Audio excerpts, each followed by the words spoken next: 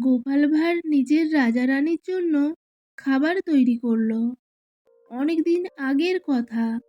গোপাল ভাঁড় ছিলেন খুব বুদ্ধিমান ও হাস্যরসিক মানুষ।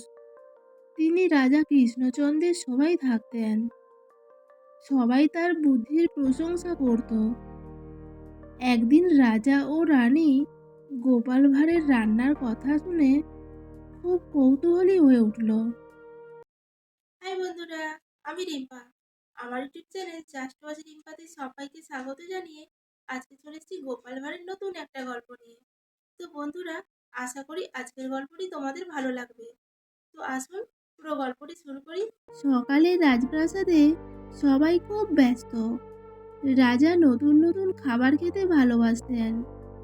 তিনি দূর দূর দেশ থেকে বাবুর্চি ডেকে আনতেন। কিন্তু সেদিন রাজা হঠাৎ করে বললেন, গোপাল, সবাই বলে তুমি নাকি খুব ভালো রান্না করতে পারো। আজ তুমি আমাদের জন্য রান্না করবে। গোপাল একটু হেসে বলল, মহারাজ, আমি তো সাধারণ মানুষ, তবে চেষ্টা করলে হয়তো খারাপ হবে না। রানী মুচকি এসে বললেন, আমরা আজ তোমার হাতের রান্না খাবো। গোপাল মাথা নত করে বলল, ঠিক আছে মহারাজ, তবে রান্নাঘরে কেউ আমাকে বিরক্ত করবে না। রাজা রাজি হয়ে গেলেন। তারপর গোপাল রাজপ্রাসাদের বড় রান্নাঘরে গেল। সেখানে কত রকমের মশলা, চাল, ডাল, মাছ, মাংস সাজানো ছিল। বাবুর্চিরা অবাক হয়ে দেখছিল গোপাল কি করে। গোপাল প্রথমে সব উপকরণ ভালো করে দেখল। তারপর বলল, আজ আমি খুব সাধারণ খাবার রান্না করব। একজন বাবুর্চি হাসতে হাসতে বলল, রাজা কি সাধারণ খাবার খাবেন? গোপাল উত্তর দিল, ভালোবাসা আর যত্ন থাকলে সাধারণ খাবারও অসাধারণ হয়।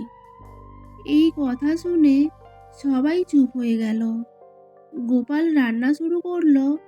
সেই সুগন্ধি ভাত রান্না করলো, মুগ ডাল ভাজলো, শাক ভাজি বানালো, মাছের ঝোল করলো, শেষে টক দই ও মিষ্টির ব্যবস্থা করলো। রান্না করতে করতে সে গানও গাইছিল। রান্নাঘর জুড়ে সুন্দর সুগন্ধি ছড়িয়ে পড়ল। কিছুক্ষণ পরে খাবার তৈরি হয়ে গেল। রাজা ও রানীর সামনে সুন্দর করে সব খাবার সাজিয়ে দেওয়া হলো। রাজা প্রথমে ভাত আর ডাল খেলেন। তারপর মাছের ঝোল মুখে দিতেই অবাক হয়ে বললেন, এ তো দারুণ স্বাদ। রানীও খেতে খেতে বললেন, এত অসাধারণ খাবার এত মজা হতে পারে ভাবতেই পারিনি। গোপাল হাসল। রাজা বললেন, গোপাল, তুমি তো সত্যি অসাধারণ।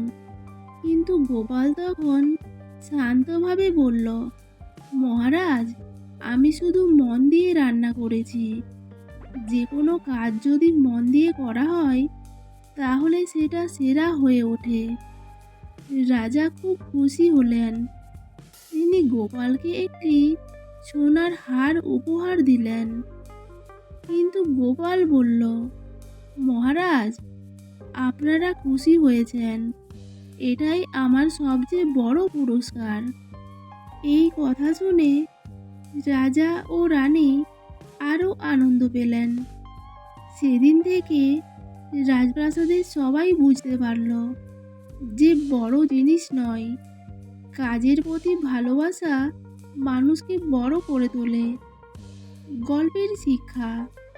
এই গল্প থেকে আমরা শিখি, যে কোনো কাজ ছোট নয়, মন দিয়ে ভালোবাসা দিয়ে কাজ করলে সাধারণ জিনিসও অসাধারণ হয়ে ওঠে। অহংকার না করে নিজের কাজ নিষ্ঠার সঙ্গে করা উচিত। বন্ধুরা, গল্পটি কেমন লাগলো? গল্পটি যদি ভালো লেগে থাকে তাহলে একটি লাইক আর একটি কমেন্ট করবেন। আর যদি আমার চ্যানেলে নতুন হয়ে থাকেন তো চ্যানেলটি সাবস্ক্রাইব করে পাশে থাকবেন। গল্পটি শেষ পর্যন্ত শোনার জন্য অসংখ্য ধন্যবাদ।